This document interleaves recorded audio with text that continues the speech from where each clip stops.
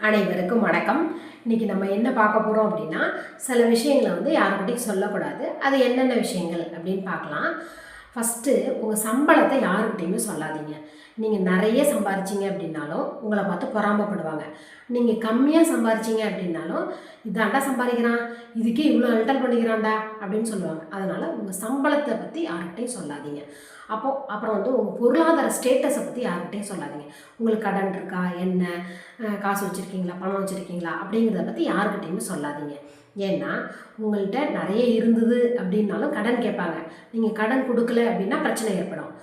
அதே உங்கள்கிட்ட ஒன்றும் இல்லைன்னா அவன் வெறும்பாயடா, அவன்கிட்ட போய் கேட்காதடா அப்படின்னு வந்து கொக்கரிப்பாங்க. அதனால் வந்து உங்களோட பொருளாதார ஸ்டேட்டஸை பற்றி யாருக்கிட்டையுமே சொல்லாதீங்க.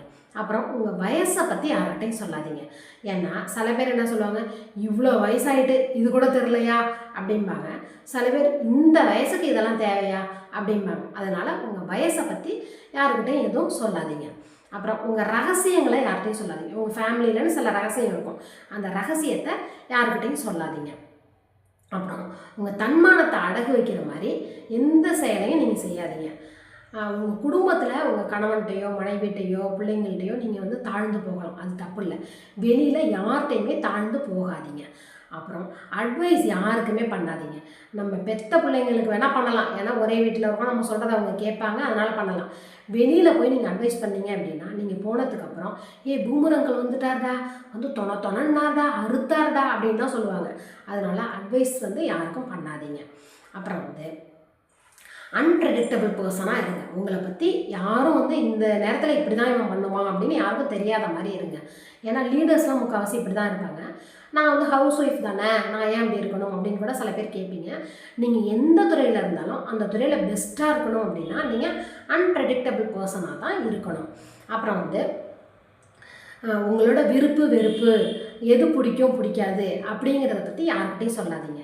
ஏன்னா நீங்கள் ஒரு ஆஃபீஸில் ஒர்க் பண்ணுறீங்கன்னு வச்சிங்களேன், அங்கே வந்து உங்களை 4 பேருக்கு பிடிக்கும், 4 பேருக்கு பிடிக்காது.